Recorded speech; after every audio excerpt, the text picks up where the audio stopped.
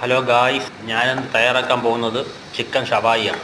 2 ചിക്കനെ 4 പീസാക്കി അതിലേക്കായി ചിക്കൻ മസാല, മഞ്ഞൾപ്പൊടി, പപ്രിക്ക പൗഡർ, ഒലിവ് ഓയിൽ, കുറച്ച് നാരങ്ങ നീര്, ആവശ്യത്തിന് ഉപ്പ്, എന്നിട്ട് നല്ലപോലെ ചിക്കനെ തേച്ച് പിടിപ്പിക്കുക.